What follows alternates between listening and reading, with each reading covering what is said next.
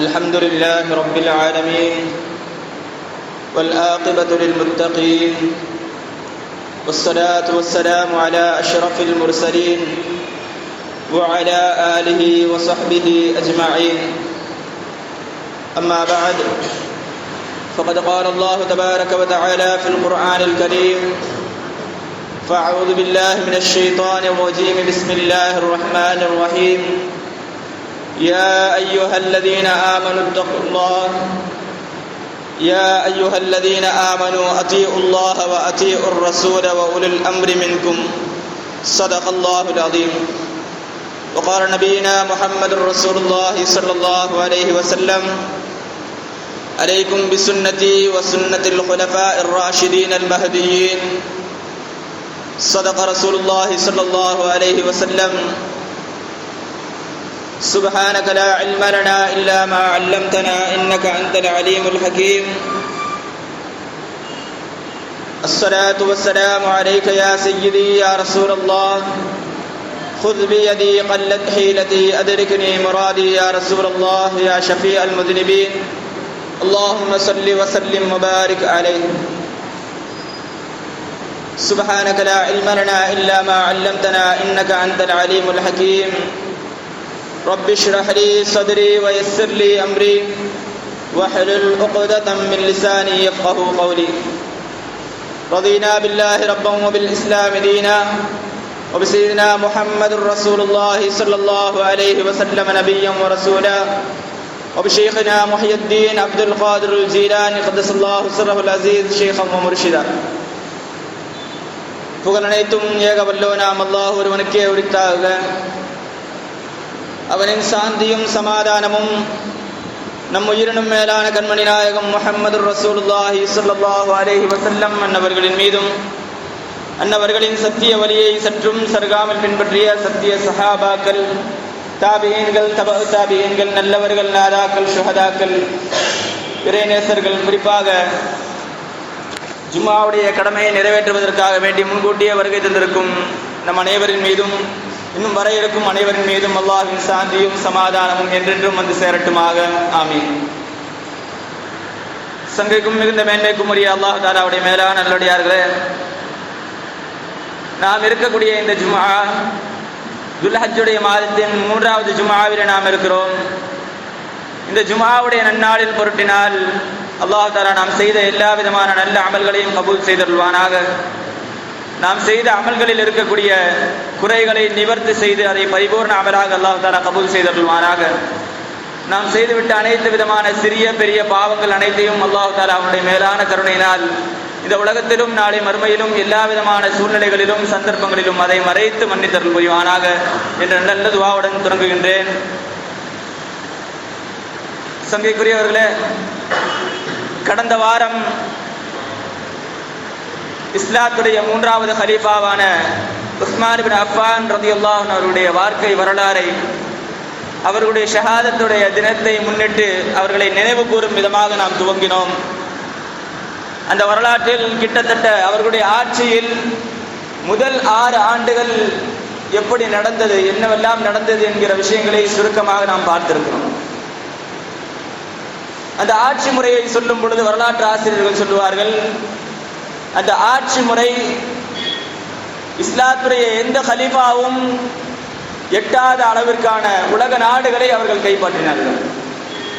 எந்த ஒரு ஹலீஃபாவும், அந்த குலஃபார் ராஷிதீன்களில் 4 ஹலீஃபாக்களில் அதிகமான இடங்களை கைப்பற்றியவர்கள் உஸ்மான் இப்னு அஃபான் ரலியல்லாஹு அன்ஹு. அது மட்டுமில்லை, இஸ்லாத்துடைய முதல் கடற்படையை அவர்களுடைய ஆட்சியில் தான் தொடங்கப்பட்டது. இஸ்லாத்துடைய கப்பற்படையை அவர்களுடைய ஆட்சியில் தான் தொடங்கப்பட்டது. அது மட்டுமில்லாமல் அவர்களுடைய ஆட்சி முறை என்பது எந்த ஒரு மத பாரபட்சமும் இல்லாமல் எல்லோருக்கும் பொதுவான ஒரு ஆட்சியாக அமைந்திருந்தது. இந்த ஒரு ஆட்சி முறையை கண்ட யஹூதி நஸ்ராக்கள் பொறாமையின் காரணமாக இந்த ஆட்சியை நாம் எப்படியாவது கவிழ்த்து விட வேண்டும், இந்த ஆட்சி முறை நம்முடைய மதத்திற்கு, நம்முடைய மார்க்கத்தில் இருக்கக்கூடியவர்களை எல்லாம் இஸ்லாத்தின் பக்கம் கொண்டு போய் சேர்த்துவிடும் என்கிற ஒரு அச்சத்தில் பல்வேறு விதமான சூழ்ச்சிகளை மேற்கொண்டார்கள். அவர்கள் இழந்த பகுதிகளை எல்லாம் மீட்டெடுப்பதற்காக வேண்டி பல்வேறு விதமான யுக்திகளை கையாண்டார்கள். அப்படி கையாண்ட ஒரு பகுதியில் தான் யமன் தேசம், அந்த யமன் தேசத்தில் ஒருவன் பிறந்தான். அவன் பேர் இப்னு சபா. இப்பொழுது வரை இருக்கக்கூடிய ஒவ்வொரு கூட்டத்திற்கும் அடிப்படை அவன்தான். அவனுடைய குழப்பங்களை பற்றி நாம் பேச போனோம் என்றால் அது ஒவ்வொரு விஷயத்தையும் கேட்கும்போது இது எங்கேயோ பார்க்குற மாதிரி இருக்குது, இந்த காலத்துலேயும் நடந்துட்டு இருக்குது அப்படிங்கிற மாதிரி இருக்கும். அது அன்னைக்கே நடத்தி காட்டவே இப்னு சபா. அது மட்டும் இல்லாமல் யமன் தேசத்தில் இஸ்லாத்தில் ஒரு கருப்பு ஆடு புகுந்தது. கருப்பு ஆடுன்னு சொன்னா இஸ்லாமியனை போலவே களிமா சொல்லி வேறு வழி இல்லாமல் இஸ்லாத்திற்கு வந்தவன், யூதர்களுடைய கொள்கை கலாச்சாரங்களை பின்பற்றி நடக்கக்கூடியவன், யகூதிகளுடைய கூட்டாளி அவன். இருந்தாலும் வேறு வழி இல்லாமல் இஸ்லாமியர்கள் இருக்கக்கூடிய பகுதியில் நாம் களிமா சொன்னால்தான் சுதந்திரமான முறையில் வாழ முடியும் என்கிற ஒரு சூழ்நிலை.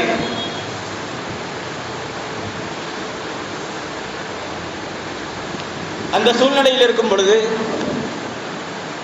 அவனுக்கு தேவைப்பட்ட ஒரு விஷயம் களிமா சொல்லி முஸ்லிமை போலவே உள்ளே நுழைய வேண்டும் என்கிற ஒரு சூழ்நிலை அவனுக்கு தேவைப்பட்டது. அப்படியே களிமா சொல்லி இஸ்லாத்திற்குள் வருகிறான். வந்த அவன் இஸ்லாத்திலேயே மிகப்பெரிய ஒரு ஷேக்காக, அதாவது என்னை விட ஒரு வணக்கசாலி இல்லை என்பதை போல காட்டிக் கொள்வதற்காக பல்வேறு விதமான வணக்கங்கள் அந்த பகுதியிலும் செய்கிறான். குறிப்பாக சொல்ல போனால் சில காலம் கடந்து மதீனாவுக்குள்ள வர்றான். மதீனாவுக்குள் வரும் பொழுது உஸ்மான் ரலியல்லாஹு அன்ஹுடைய ஆட்சி, அந்த ஆட்சியின் கீழ் இருக்கக்கூடிய இடங்களில் அவன் தொழுகைகளை எல்லாம் பார்த்து சஹாபாக்கள் அங்கிருந்தவர்கள் எல்லாம் ஆச்சரியப்படுகிறார்கள். அந்த அளவுக்கு தொழுகிறான். அது மட்டும் இல்லாமல் சஹாபாக்களுடைய மனநிலை என்ன என்பதை அவன் விளக்கி வைத்திருந்தான். சஹாபாக்கள் எந்த மனநிலைமையில இருக்கிறாங்க, அவங்க நாம் எப்படி குழப்பலாம் அப்படின்னு சொல்லி சில காலம் எடுத்துக்கிட்டான்.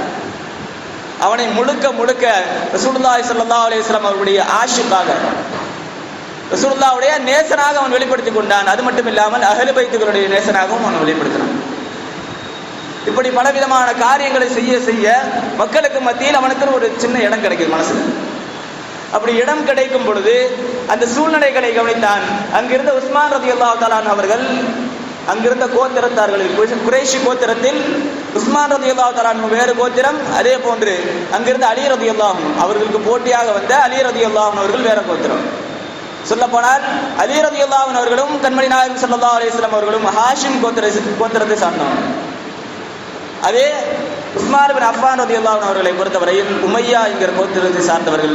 இவர்களுடைய ஆரம்பம் எப்படி இருந்தது என்று சொன்னால் 2 கோத்திரத்துக்கும் ஆகாது ஆரம்பத்தில் இருந்தது. அப்படி இருக்கும் பொழுது உமையா கோத்திரத்தில் இருக்கக்கூடியவர்கள் ஆட்சி பொறுப்பில் இருக்கும் பொழுது குறைஷிகளுக்கு, அதாவது ஹாஷ்மிகளுக்கு சின்ன ஒரு மனக்கசப்பு இருந்தது. அதை அவன் எப்படி பயன்படுத்துகிறான் பாருங்கள். அந்த ஹாஷிமிகளை பொறுத்தவரையில் நங்கு பனு ஹாஷிமில் இருக்கக்கூடிய அலி ரலியல்லாஹு தான் ஆட்சிக்கு வரணும் சில பேருடைய எண்ணம். அதை தூண்டி விடுகிறான். எப்படி என்று சொன்னால் ஒவ்வொரு நபிக்கும் ஒரு பிரதிநிதி இருப்பாங்க. ஒவ்வொரு நபிக்கும் தன்னுடைய குடும்பத்திலிருந்து ஒரு பிரதிநிதிகள் இருப்பாங்க, நெருங்கிய சொந்தமா இருப்பாங்க. அவர்கள் தான் அவர்களுக்கு பின்னால் வருவார்கள். உதாரணமாக அவங்க சொன்ன உதாரணம் என்னன்னு சொன்னா, நபி மூசா அலைஹிஸ்ஸலாம் இருக்காங்க இல்லையா, மூசா அலைஹிஸ்ஸலாத்துக்கு அல்லாஹ் தஆலா பிரதிநிதியா யார் ஆக்கி வச்சிருந்தான்? ஹாரூன் அலைஹிஸ்ஸலாத்தை ஆக்கி வச்சிருந்தான்.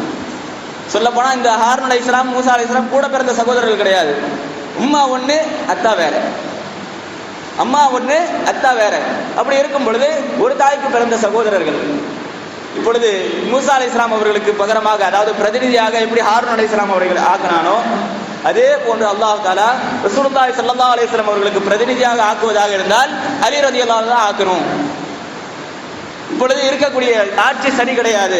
அவர்களுக்கு ரசூலுல்லாஹ்வுக்கு பிரதிநிதி, உண்மையான பிரதிநிதி யார்? அலி ரலியல்லாஹு அப்படின்னு விளக்கணும். இப்படி பல விதமான குழப்பங்களை மதீனாவில் ஏற்படுத்தி கொண்டிருந்தவன் அங்கிருந்து, அதாவது சூழ்நிலைகளை தூண்டிவிட்டு பஸ்ராக்குள்ள போறான். பஸ்ராவை பொறுத்தவரையில் அங்கிருந்தவர்கள் எல்லாம் மஜூசிகள், நெருப்பு வணங்கிகள். நெருப்பு வணங்கிகளாக இருந்தவர்கள், பல்வேறு விதமான அனாச்சாரங்களில் ஈடுபட்ட அவர்கள் இஸ்லாம் வந்ததின் மூலமாக பரிசுத்த மக்களாக மாறினான்.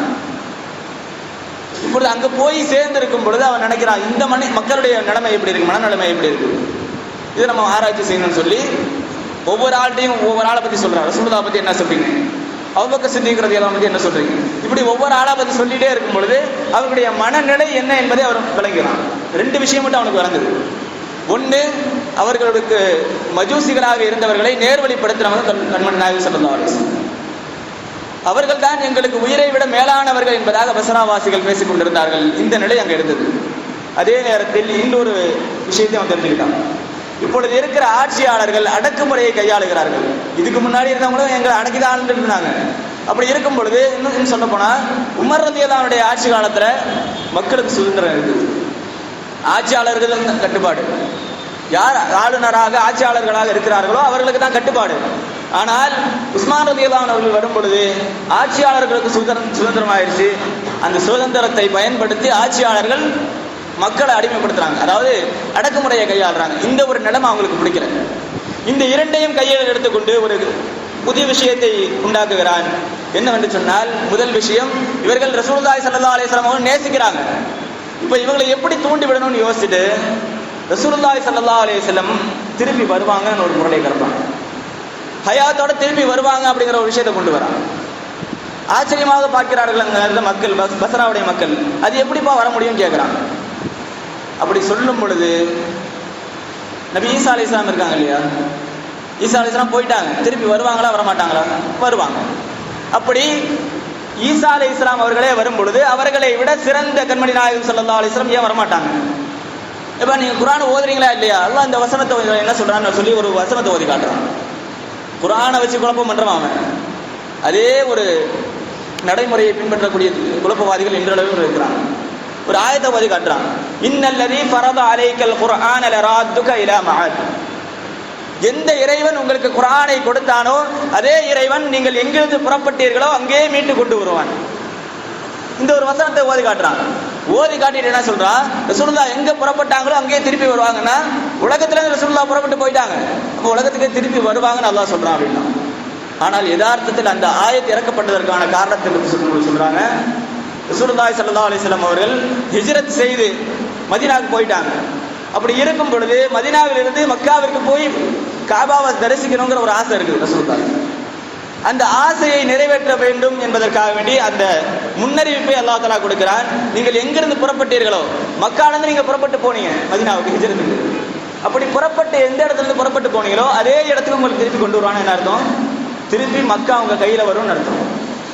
அதுதான் அல்லாஹ் தஆலா குர்ஆன்ல சொல்றான். அப்படி அந்த வசனத்தை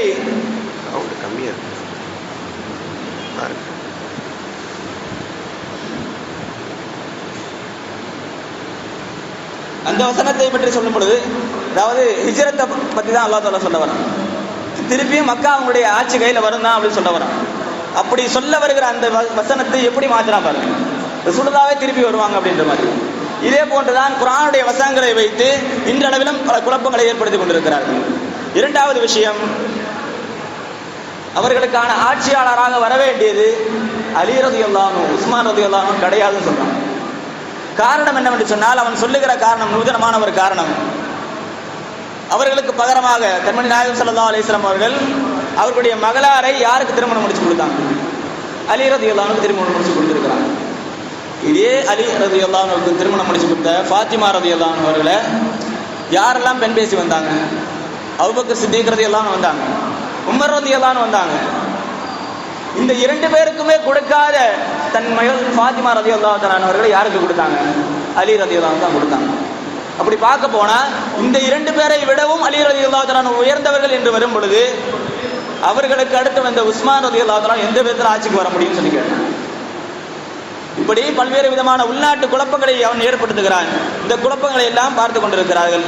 அங்கிருந்த சயீத் பின் ஆஸ் ரலியல்லாஹு தஆலா அவன் குழப்பத்தை ஏற்படுத்தின காலத்தில் இருந்த பஸ்ராவுடைய ஆளுநர். இதுக்கு முன்னாடி பல விஷயங்கள் நடந்திருக்குது. சையதுனா அபூ மூஸா அல்-அஷ்அரி ரலியல்லாஹு தஆலா அவர்கள் அவங்க ஆட்சியாளராக இருக்கும் பொழுது, பஸ்ராவுடைய ஆட்சியாளராக இருக்கும் பொழுது, ஆளுநராக இருக்கும் பொழுது, அந்த இடத்துல அவங்க ஆரம்பத்தில் ஆட்சிக்கு வரும்போது ஒரு பயானம் செய்கிறாங்க, ஒரு பிரசங்கம் செய்கிறாங்க. அந்த பிரசங்கத்தில் என்ன சொல்றாங்க அப்படின்னா, ஒரு காலத்தில் சஹாபாக்கள் எல்லாம் வெறுங்காலோட போருக்கு போனோம்னு சொன்னாங்க. இதை பார்த்து ஆச்சரியம் அடைந்தாங்க பஸ்ராவுடைய மக்கள். நம்மளும் அப்படி இருக்கணும் அப்படின்ட்டு. அதாவது ஒரு விஷயத்தை பயான்ல பேசும்போது அதை கேட்கும்போது நம்மளும் அப்படி நடக்கணுமே அப்படின்னு நினைப்போம் இல்லையா, அப்படி நினைச்சாங்க பஸ்ராவுடைய மக்கள். அதை சற்று காலம் கழித்து அதே அபூ மூஸா அல்-அஷ்அரி ரலியல்லாஹு தஆலா அன்ஹு குதிரை மேலே ஏறி போனாங்க. அது குதிரை மேலே ஏறி போனதை வச்சுட்டு என்ன பண்ணிட்டா, இதை புதுசாக அவனை கிளப்புறான். ஏப்பா உங்களுக்கு முன்னாடி என்ன சொல்லிட்டு இருந்தாரு, வெறுங்காலோட போனாங்க சொல்லிட்டு இருந்தாரு, ஏழ்மையான வாழ்க்கையை சொல்லிட்டு இருந்தாரு, இப்போ இவர் குதிரையில போறாரு. சொல் ஒன்றா இருக்குது, செயல் ஒன்றா இருக்குது. எந்த விதத்தில் நியாயம்? இப்படி செய்கிறவரை நீங்கள் எப்படி ஆளுநராக ஆட்சியாளராக ஏற்றுக்கொள்வீர்கள் என்பதாக புதிதாக ஒன்றை கிளப்பும் பொழுது இந்த செய்தி உஸ்மான் ரலியல்லாஹு அன்ஹு போகுது. உஸ்மான் ரலியல்லாஹு அன்ஹு போன பிறகு உஸ்மான் ரலியல்லாஹு அன்ஹு அபூ மூஸா அல்-அஷ்அரி ரலியல்லாஹு அன்ஹு ஆட்சி நீக்கம் செய்கிறாங்க, பதவி இறக்கம் செய்கிறாங்க. அந்த இடத்துக்கு இன்னொரு ஆளை கொண்டு வராங்க, அப்துல்லாஹ் இப்னு ஆமிர் ரலியல்லாஹு அன்ஹு. சின்ன வயசு அவங்களுக்கு. சொல்லப்போனால் இவங்களுடைய வரலாற்றை சொல்லும் பொழுது சொல்லுவார்கள், 25 வயதில் பெருங்கொண்ட ஒரு படைக்கு இவர்களை தளபதியாக ஆக்கினாங்க.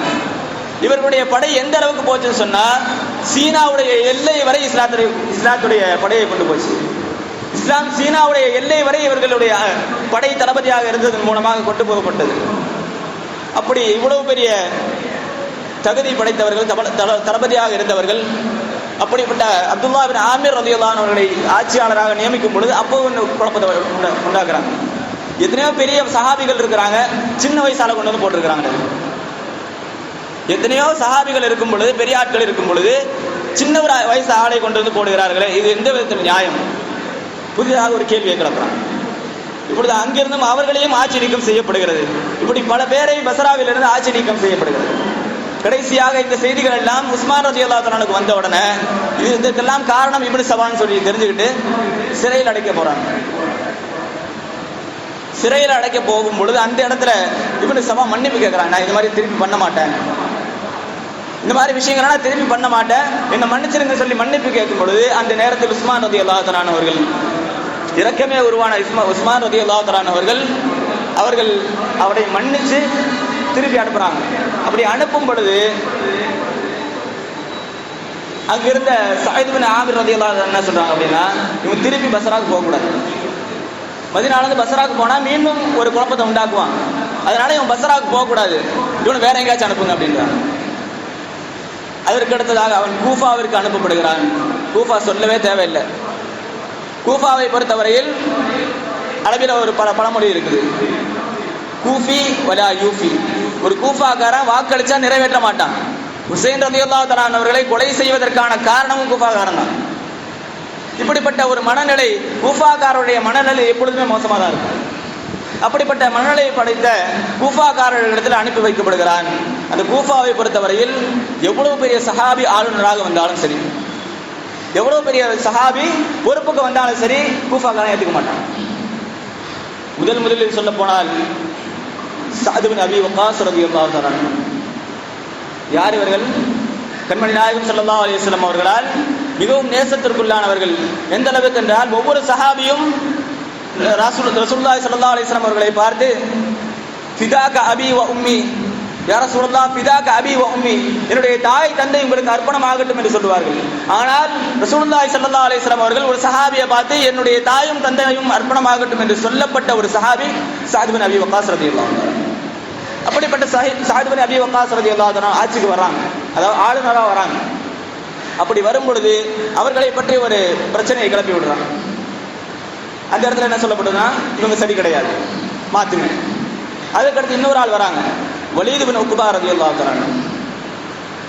அவர்கள் ஒரு கட்டுப்பாடான ஒரு ஆட்சியை கொண்டு வராங்க.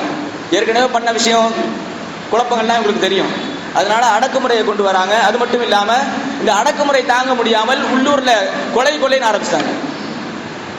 எப்படின்னு சொன்னா, ஒரு வீட்டை இடிச்சு உள்ள புகுந்து உள்ளே இருக்கிற ஆட்களை கொலை செஞ்சு இருக்கிற சொத்துக்கள் எல்லாம், செல்வங்களை எல்லாம் திருடிட்டு போறாங்க. அது மட்டும் இல்லாம அதை வீட்டை எரிச்சிட்டு போயிட்டாங்க. இதை விசாரித்து கடைசியில் குற்றவாளி யார் என்று தெரிந்த பொழுது வலீத் பின் உக்பா ரலியல்லாஹு தஆலா அவர்கள் அதற்கான தண்டனை நிறைவேற்றுகிறார்கள், கொலை செய்யப்படுகிறார். யார் அந்த கொலையை செஞ்சாரோ அந்த கொலைக்கு பகரமாக கொலை செய்யப்படுகிறார். இந்த ஒரு நடைமுறையை பார்த்தவுடன் எதிரிகளுக்கு பயம் வந்துருச்சு. அதாவது நம்ம செய்யற சிந்தனாக்கள்லாம் தெரிஞ்சு போச்சுன்னா நம்மளுக்கும் இந்த நிலைமை தான் தெரியுது. இதனால் என்ன செய்கிறார் என்று சொன்னால், இவரை வேற ஏதாச்சும் ஒரு சிக்கல்ல மாட்டி விடணும் அப்படின்ட்டு அவர்களுக்கு இருந்த 2 அடிமையை விலை கொடுத்து வாங்குறாங்க. யார்கிட்ட இருந்தவங்க? வலீத் பின் உக்பா ரலியல்லாஹு அன்ஹு இருந்த 2 அடிமைகள்.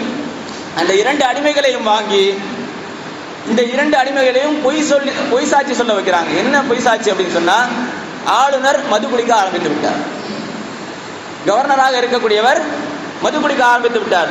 இதற்கான சாட்சி யார்? இந்த 2 அடிமைகள். இந்த ஒரு அதாவது குற்றம் நிரூபிக்கப்பட்டவுடன் அவர்களும் பதவி நீக்கம் செய்யப்படுகிறார்கள். அதற்கடுத்ததாக அந்த இடத்திற்கு பல பேர் வருகிறாங்க. குறிப்பாக சொல்லப்போனால் அம்மார் இப்னு யாசிர் ரலியல்லாஹு தஆலா அன்ஹு, முகைரித் இப்னு ஷுபா ரலியல்லாஹு தஆலா அன்ஹு, அதே போன்று சயீத் இப்னு ஆஸ் ரலியல்லாஹு தஆலா அன்ஹு. யாருன்னு சொன்னா இதுக்கு முன்னாடி பஸ்ரால இருந்து யார் இப்னு சபாவை விரட்டினாங்களோ அவங்களும் திருப்பி வராங்க கூஃபாக்கு. கூஃபாக்கு வந்த பிறகு அங்கு பல குழப்பங்கள் நடந்ததை பார்த்து எல்லாவற்றையும் கலீஃபா உஸ்மான் இப்னு அஃபான் ரலியல்லாஹு தஆலா இடத்துல செய்தி அனுப்புறாங்க. அங்கிருந்து ஒரு ஆள் அந்த இடத்துல இருந்து இப்னு சபாவை வேற இடத்துக்கு மாற்றணும். நான் எவ்வளவோ சொல்லி பார்த்தேன்னா திருத்துற மாதிரி தெரியல, அதனால வேற இடத்துக்கு மாத்துங்க அப்படின்ட்டான். அதனால அதாவது உஸ்மான் ரலியல்லாஹு தஆலா பொறுத்தவரையும் தன்னுடைய ஆட்சியில் கலிமா சொன்னவன் கொலை செய்யப்படக்கூடாது. அதுதான் அவனுடைய நோக்கம். கலிமா சொல்லிட்டான்னு சொன்னா அவன் முஸ்லீம், அந்த முஸ்லீம் எந்த விதத்திலும் கொலை செய்யப்படக்கூடாது என்பதுதான் உஸ்மான் ரலியல்லாஹு தஆலாவுடைய நோக்கம். இவன் செஞ்ச ஃபித்னாக்களுக்கெல்லாம் சொல்ல போனா இதே உமர் ரலியல்லாஹு தஆலா இருந்த கதை வேற. இவன் ஏற்படுத்திய ஃபித்னாக்களுக்கு குழப்பங்களுக்கெல்லாம் உமர் ரலியல்லாஹு தஆலா இருந்திருந்தா ஃபர்ஸ்ட் கம்ப்ளைண்ட் வரும்போது கதை முடிஞ்சிருக்கும். ஆனால் உஸ்மான் ரலியல்லாஹு தஆலா திருந்துவான் அப்படின்னு எதிர்பார்க்குறாங்க. அதுக்கடுத்து எங்க அனுப்பி வைக்கிறாங்க சொன்னா சிரியாவுக்கு அனுப்பி வைக்கிறாங்க. சிரியால யார் இருக்கிறாங்க அப்படின்னு சொன்னா முஆவியா ரலியல்லாஹு தஆலா. முஆவியா ரலியல்லாஹு தஆலா பொறுத்த வரைக்கும் ஆட்சியாளர், நல்ல ஒரு அரசியல்வாதி, நல்ல நீதமான அரசியல்வாதி. அது மட்டும் இல்லாமல் அரசியல் நுணுக்கங்களை தெரிந்தவர்கள். இன்னும் சொல்ல போனால் உமர் ரலியல்லாஹு தஆலா எந்த விதத்தில் ஆட்சி செய்து வந்தார்களோ அதே மாதிரியான ஆட்சி, கொஞ்சம் கடுகடுப்பானவங்க. அப்படி இருக்கும் பொழுது அந்த இடத்திற்கு வந்து பல குழப்பங்களை விளைவிக்க நினைக்கிறான். ஆனால் இவர்களுடைய ஆட்சி சரியாக இருந்ததன் காரணமாக எதுவுமே செய்ய முடியாமல் போகுது. அதனால் என்ன செய்கிறான் என்று சொன்னால் அங்கிருந்து சஹாபாக்களை கிளப்பி விடுறான். முஆவியா ரலியல்லாஹு அன்ஹு செஞ்சுட்டு இந்த காரியம் என்னன்னு சொன்னா, எந்த போரிலிருந்து கனிமத்து பொருட்கள் வந்தாலும் எந்த ஒரு சொத்து வந்தாலும் எல்லாமே அல்லாஹ்வுடைய சொத்துன்னு சொல்லுவாங்க. எல்லாமே அல்லாஹ்வுடைய சொத்துன்னு சொல்லுவாங்க. இந்த ஒரு வார்த்தையை பிடித்துக் கொண்டு போன இடம் என்னன்னு சொன்னா அபூதர் கிஃபாரி ரலியல்லாஹு தஆலா, மசீஹுல் இஸ்லாம் சொல்லப்படக்கூடியவர்கள். மசீஹுல் இஸ்லாம் அப்படின்னு சொன்னா இஸ்லாத்துடைய ஈசா என்று சொல்லப்படக்கூடியவர்கள். ஈசா அலைஹிஸ்ஸலாம் எந்த ஒரு உலகப்பற்றும் இல்லாமல் துறவியாக வாழ்ந்தவர்கள். அதே கோணத்தில் முழுக்க முழுக்க ஈசா அலைஹிஸ்ஸலாம் அவர்களை பின்பற்றி நடந்தவர்கள் அபூதர் கிஃபாரி ரலியல்லாஹு தஆலா. அவர்கிட்ட போய் சொல்றாங்க, முஆவியா இந்த மாதிரி சொல்லிட்டு இருக்கிறாரு, மக்களுடைய சொத்தெல்லாம் அல்லாஹ்வுடைய சொத்து சொல்லிட்டு இருக்கிறாரு, எல்லா சொத்தையும் கஜானால சேர்த்து வச்சுட்டு வராரு அப்படின்னு. இவங்க யாரு? துறவி. இவங்களுடைய கொள்கையை என்ன சேர்த்து வைக்க கூடாதுங்கிறது. இதை கிளப்பி விட்ட உடனே அபூதர் கிஃபாரி ரலியல்லாஹு தஆலா முஆவியா ரலியல்லாஹு அன்ஹு போயிட்டாங்க. போய் என்ன சொல்றாங்க, இப்படி ஒரு செய்தி நான் கேள்விப்பட்டேன், இது உண்மையான்னு கேட்குறாங்க. ஆமா நான் சொன்னேன். எப்படி நீங்க சொல்லலாம் அப்படின்னு கேட்குறாங்க. அப்பொழுது விளக்கம் தருகிறார்கள், நாம் எல்லாம் அல்லாஹ்வுடைய அடியார்கள், அப்ப நம்ம சொத்துலாம் யாருடைய சொத்து? அல்லாஹ்வுடைய சொத்து. இந்த விதத்துல தான் நான் சொன்னேன் அப்படின்றாங்க. இதை கேட்ட பிறகும் அவர்களுக்கு ஆறுதலாகவில்லை. இதை நீங்கள் கொடுத்தே ஆகணும், மக்களுடைய செல்வத்தை நீங்கள் சேர்க்கக்கூடாது, எல்லா மக்களுக்கும் போய் சேரணும்னு சொல்றாங்க. ஒரு வாக்குவாதத்தை உண்டாக்குறாங்க. அது மட்டும் இல்லாமல் அந்த வாக்குவாதத்திற்கு பிறகு முஆவியா ரலியல்லாஹு அன்ஹு சொல்றாங்க, நான் முடிஞ்ச அளவுக்கு நீங்க சொன்ன மாதிரி செய்ய பார்க்குறேன். ஏன்னா சொத்து அதாவது பொருளை சேகரித்து வச்சா கஜானா இருந்தால் மட்டும்தான் மற்ற விஷயங்களை ஆட்சியை நடத்த முடியும். அப்படி இருக்கும் பொழுது இவர்கள் சொல்வதை கேட்டு நடந்தால் ஆட்சி கவுந்துடும். அதனால் நான் முடிஞ்ச அளவுக்கு நீங்க சொல்றதை நான் செய்யறேன் அப்படின்றாங்க. இது முடிஞ்சிருச்சு. பிரச்சனை முடிஞ்ச பிறகு இன்னொரு ஆள் பிடிக்கிறான், அபூதர்தா ரலியல்லாஹு தஆலா. அபூதர்தா ரலியல்லாஹு தஆலா இதே மாதிரி விஷயத்த சொல்றான். அப்படி சொல்லும் பொழுது அவங்க நேரா கையை பிடிச்சிட்டாங்க. இப்னு சபாவுடைய கையை பிடிச்சிட்டு நேரா கொண்டு வந்துட்டாங்க. யார்கிட்ட? முஆவியா ரலியல்லாஹு அன்ஹு. முஆவியா ரலியல்லாஹு அன்ஹு கொண்டு வந்து சொல்றாங்க, உங்களுக்கும் அபூதர் கிஃபாரி ரலியல்லாஹு அன்ஹு மத்தியில குழப்பத்திற்கான காரணம் என்ன? உங்களை தூண்டி விட்டவன் அபூதர் கிஃபாரி ரலியல்லாஹு அன்ஹு தூண்டி விட்டவன் வந்தான், அதே மாதிரி என்னையும் தூண்டி விட வந்திருக்கிறான், நான் கையோட கொண்டு வந்துட்டேன் அப்படின்னா. பல பேரிடத்துல இந்த மாதிரி இந்த சூழ்நிலைகளும் இப்படிதான். பல பிரச்சனைகள் ஒரு ஆள் இன்னொரு ஆளை பற்றி சொல்லும் பொழுது அதை நம்பக்கூடாது. ஃபர்ஸ்ட் விஷயம், ஒரு ஆள் இன்னொரு ஆளை பற்றி சொல்லும் பொழுது அவருடைய பகைமையில் அவர் சொல்லுவார், அவருக்கு இருக்கிற வெறுப்பில் அவர் பேசுவார். அதனால் அதை சொல்வதை நம்பக்கூடாது. அது மட்டும் இல்லாமல் உண்மை நிலை என்ன என்கிறது என்று தெரிகிறவரை அவர் மீது தப்பான எண்ணம் கொள்வது கூடாது. நேராக பிடிச்சி கொண்டு போய் கொடுத்துட்டாங்க. மறுபடியும் எங்கே போகிறாங்கன்னு சொன்னால் முஆவியா ரலியல்லாஹு தஆலா மதீனா கூட்டிகிட்டு போயிட்டாங்க.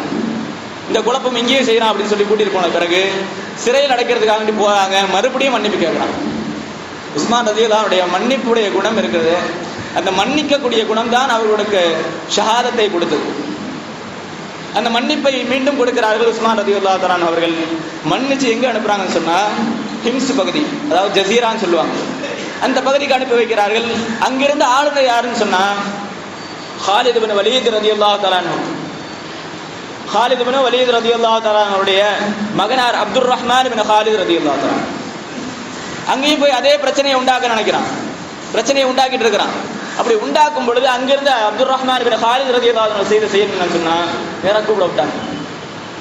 கூப்பிட விட்டு பேசுறாங்க. என்ன பேசுறாங்க அப்படின்னா, நீதான் அந்த இப்னு சபாவா, நீதான் இத்தனை நாடுகளில் இருக்கக்கூடிய குழப்பங்களுக்கு காரணமா? அப்படி கேட்டு நடத்த வார்த்தை சொல்றாங்க. அவங்க செஞ்ச மற்ற ஆட்சியாளர்கள் செஞ்ச மாதிரி நான் செய்ய மாட்டேன், உன்னை மதீனாக்கெல்லாம் அனுப்ப மாட்டேன், மன்னரைக்கு அனுப்பிடுவேன், உன்னை எங்க ஹலீஃபாட்டெல்லாம் அனுப்ப மாட்டேன், கபர்ஸ்தானுக்கு அனுப்பிடுவேன்னு சொல்லிட்டாங்க ஒரே வார்த்தை. இந்த ஒரு கடுகடுப்பை பார்த்து அவன் பயந்து போய் கடைசியில் மன்னிப்பு கேட்குறான். நான் திரும்பி வாழ்றேன், குழப்பத்தை எதுவுமே பண்ண மாட்டேன் அப்படின்னு சொல்றான்.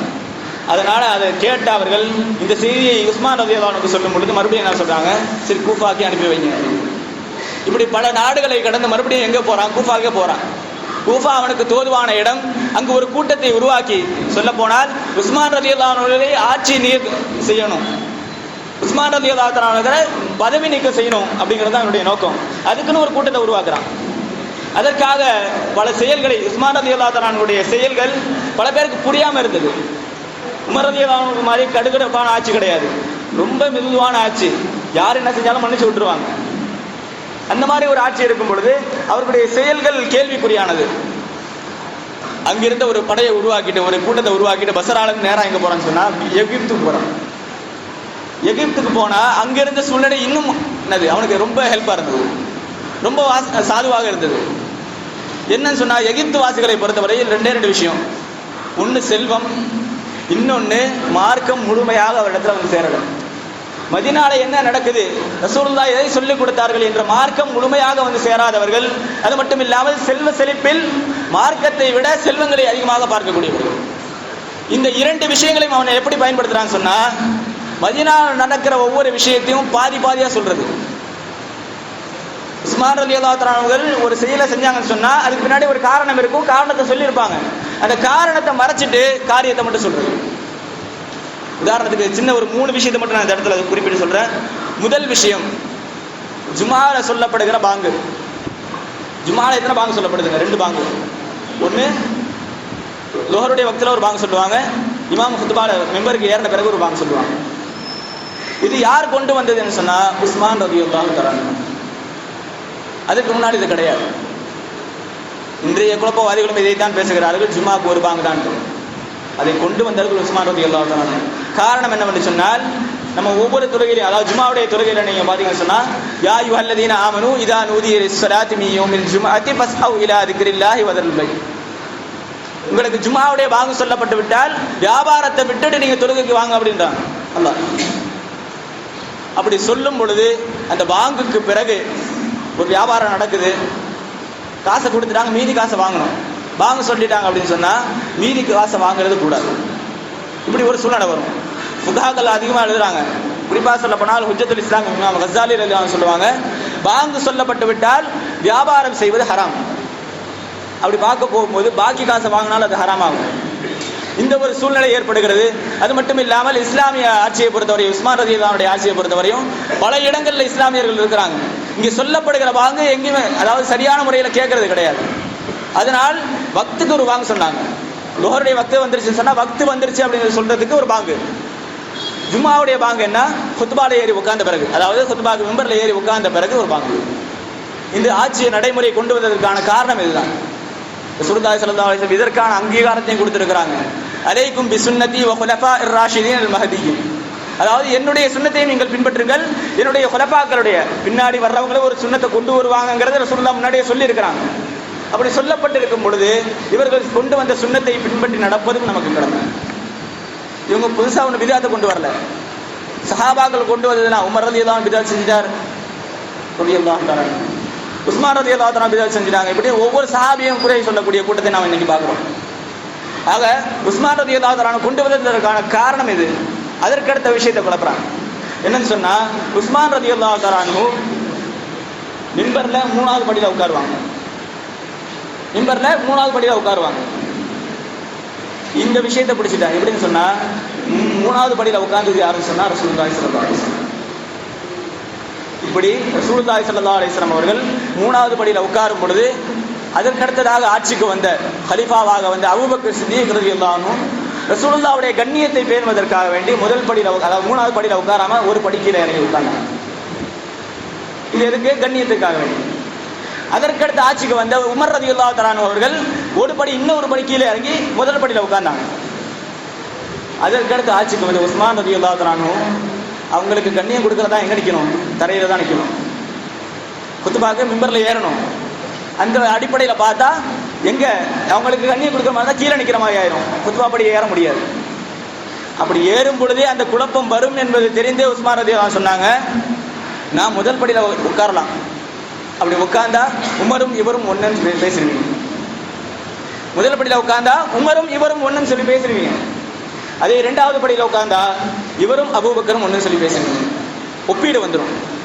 இந்த இரண்டு பேருக்கும் எந்த விதத்திலும் எவ்வளவு நான் நல்ல அமல்களை செய்திருந்தாலும் இவர்களுக்கான அந்தஸ்தை என்னால் அடைய முடியாது. இவர்கள் எங்கேயோ இருக்கிறார்கள், அதனால் நான் அதை செய்யவில்லை. மூணாவது படியில் உட்கார்ந்தா அது யார் உட்கார்ந்தது? ரசூலுல்லாஹி ஸல்லல்லாஹு அலைஹி வஸல்லம். அந்த படியில் உட்கார்ந்தா முதல் விஷயம் ரசூலுல்லாஹ்வுடைய சுன்னத்தை நான் பின்பற்றினா. ரசூலுல்லாஹ் உட்கார்ந்துருக்காங்க, நான் உட்கார்றேன், ஒரு விஷயம். இரண்டாவது விஷயம், ரசூலுக்கு நிகராக எந்த ஒரு மனிதரையும் நீங்க பேச மாட்டீங்க. அபூபக்கருக்கு நிகராக நீங்க இருக்கிறீங்க, உமருக்கு நிகராக நீங்க இருக்கிறீங்க அப்படின்னு பேசுறது வேற. ரசூலுல்லாஹ்க்கு நிகராக எந்த உம்மத்தில் யாரையும் நிகராக பேச மாட்டார்கள். ஏன் நபிமார்களையே கூட ரசூலுல்லாஹ்க்கு நிகராக பேசுறையே. அப்படி இருக்கும் பொழுது எந்த ஒரு மனிதரையும் நீங்கள் ரசூலுக்கு நிகராக பேச மாட்டீர்கள் என்ற தைரியத்தை நான் உட்கார்றேன்னு சொல்லி உட்கார்ந்தேன். காரணத்தை சொல்லிட்டு தான் உட்கார்றாங்க. இந்த காரணத்தை விட்டு விட்டு காரியத்தை மட்டும் செஞ்ச காரியம் தப்பு அப்படின்னு மட்டும் கடைசியில் என்ன சொல்ல வந்தான் அப்படின்னா, இவனும் ரசூலும் ஒன்று என்று சொல்ல வருகிறார், ரசூலுல்லாஹ்வும் நானும் ஒன்றுன்னு சொல்ல வராரு இவர், அதனாலதான் இவர் இப்படி உட்கார்றாரு அப்படின்ட்டான். இதை பார்த்து குழப்பமடைந்த எகிப்து வாசிகள், ஆமா இவர் எப்படி இருக்கலாம் ஆட்சியில், ரசூலுல்லாஹ்வுக்கு நிகராக உட்கார்ந்துருக்கிறாரு, இது கூடாது அப்படின்னு. மூன்றாவது விஷயம், குர்ஆனை எரிக்க சொன்னவரை நீங்கள் பின்பற்றுவீர்களா? குர்ஆனை எரிக்க சொன்னவரை நீங்கள் பின்பற்றுவீர்களா? அதாவது ஹலீஃபாவாக ஏற்றுக்கொள்வீர்களான்னு ஒரு குழப்பத்தை உண்டாகிறான். உண்மையிலே உஸ்மான் ரலியல்லாஹு தஆலா அன்ஹு குர்ஆனை எரிக்க சொன்னாங்களா அப்படின்னா எரிக்க சொன்னாங்க. அதற்கான காரணம் என்னவென்று சொன்னால், ஒரு இடத்துல ஹுதைஃபத்துல் யமான் ரலியல்லாஹு தஆலா அன்ஹு அவர்கள் குர்ஆன் ஓதுறதை கேட்குறாங்க. இரண்டு விதமான கிராத், ஒரு ஆள் ஒரு மாதிரி ஓதுறாரு, இன்னொரு ஆள் வேற மாதிரி ஓதுறாரு. இந்த பிரச்சனை நேராக எங்கே போகுது? உஸ்மான் ரலியல்லாஹு தான் போகுது. இந்த குழப்பம் வரும் பொழுது உஸ்மான் ரலியல்லாஹு தஆலா அவர்கள் எல்லோருக்கும் ஒரே விதமான எழுத்துக்களில் குர்ஆன் வேண்டும் என்பதற்காக வேண்டி உமர் ரலியல்லாஹு தஆலா அவர்கள் தன்னுடைய மனைவி, அதாவது தன்னுடைய மகளார் ஹஃப்ஸா ரலியல்லாஹு தஆலா இடத்துல கொடுத்திருந்த குர்ஆனை வாங்கி 7 பிரதிகளாக எடுக்கிறாங்க. 7 பிரதிகளாக எடுத்து இஸ்லாமிய சாம்ராஜ்யங்கள் இருக்கக்கூடிய 7 பெரும் நகரங்களுக்கு அவர்களை அனுப்பி வைக்கிறார்கள். முதல் விஷயம், முதல் ஒரு நிஸ்கா, ஒரு பிரதி எங்க இருக்குன்னா மதீனால இருந்தது, அடுத்து மக்கா, அடுத்து பஸ்ரா, அடுத்து கூஃபா, யமன், இப்படி பல பகுதிகளுக்கு 7 பகுதிகளுக்கு அனுப்பி வைக்கிறாங்க. அப்படி அனுப்பி வைக்கப்பட்ட பிறகு அதை கேட்டு எழுதக்கூடியவங்க இருந்தாங்க. கேட்டு எழுதினவங்க எப்படி எழுதிட்டாங்க அப்படின்னு சொன்னா, உதாரணத்துக்கு ஹலக, ஹா அதாவது ஹாக்கு மேல புள்ளி வச்சது, ஹலக்கன்னு சொன்னா படைச்சான்னு அர்த்தம், ஹலக அப்படின்னு வச்சா சரச்சான்னு அர்த்தம். கேட்டு எழுதுனவங்க நம்ம வாசிக்கும் போது கூட சில எழுத்துக்கள் வராது, ஓதும்போது கூட சில எழுத்துக்கள் வராது. அப்படி வரும் பொழுது அதை கேட்டு எழுதினவங்க எழுத்தை மாற்றி எழுதிட்டாங்க. இந்த செய்தி உஸ்மான் ரலியல்லாஹு அன்ஹு வருது. அந்த செய்தியை கேட்ட அவர்கள் தவறான நுஸ்காக்களை, தவறான பிரதிகளை எல்லாம் எரித்து விடுங்கள், அதே தவறுகளோடு வேற இடத்துக்கு போச்சுன்னு சொன்னா குழப்பம் வரும், அதனால அதை எரிங்கன்னு சொன்னாங்க. இவன் பொத்தம் பொதுவாக என்ன சொல்லிட்டான்? குர்ஆனை எரிக்க சொல்லிட்டார். குர்ஆனை எரிக்க சொல்லிட்டார் உஸ்மான், அவரை நீங்கள் பின்பற்றுகிறீர்கள், ஹலீஃபாவாக ஏற்றுக்கொள்கிறீர்கள், இது எப்படி முறை அப்படின்னு சொல்லி ஒரு குழப்பத்தை உண்டாக்குறான்.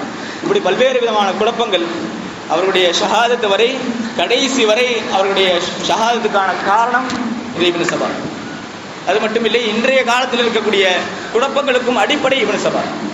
ஷியாக்களுடைய அடிப்படையும் இவன் தான், ஹவாரிஜியாக்களுடைய அடிப்படையும் இவன் தான், முஅத்தஸிலா, இப்படி எத்தனை பேர் வந்தாலும் சரி, குழப்பங்கள் என்று எங்கெல்லாம் வருகிறதோ அதற்கு அப்பனாக யார் தான் இருப்பான்? இப்னு சபா.